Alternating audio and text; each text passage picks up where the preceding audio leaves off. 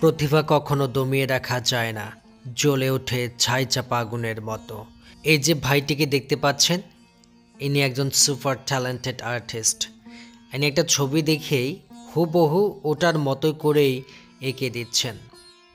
তার এই প্রতিভা দেখে আমি বিমোহিত, আমি মুগ্ধ, আমি সারপ্রাইজড হয়ে গিয়েছি। কিছুক্ষণ আগে শুরু করেছে এবং খুব বেশিক্ষণ সময় লাগেনি, তিনি দ্রুতই ছবিটা এঁকে ফেলেছিলেন। আমার ফোনের চার্জ না থাকার কারণে সম্পূর্ণ ভিডিওটা আমি কভার করতে পারিনি। তিনি ঢাকা কলেজের পাশে বসেন, ঢাকা কলেজ এবং টিচার্স ট্রেনিং কলেজের মাঝেই তিনি এখানে বসে, কাল রাতে আমি এটা দেখেছি।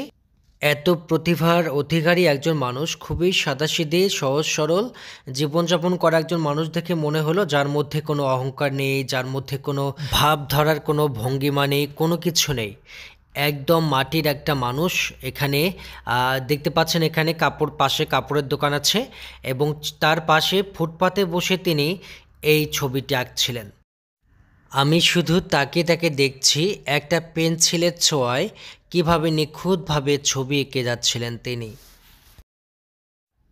তবে এই ভাইটির মধ্যে আমি কিছু সীমাবদ্ধতা লক্ষ্য করেছি। ভাইটিকে বেশ কিছুক্ষণ ডাকার পরে তিনি রেসপন্স করেছিলেন, এমনকি তিনি খুব একটা স্পষ্ট করে কথাও বলতে পারছিলেন। ব্রাদার একটু তাকাবেন, দাদা এদিকে, ব্রাদার একটু যদি তাকাতেন। Thank you, you are super talented.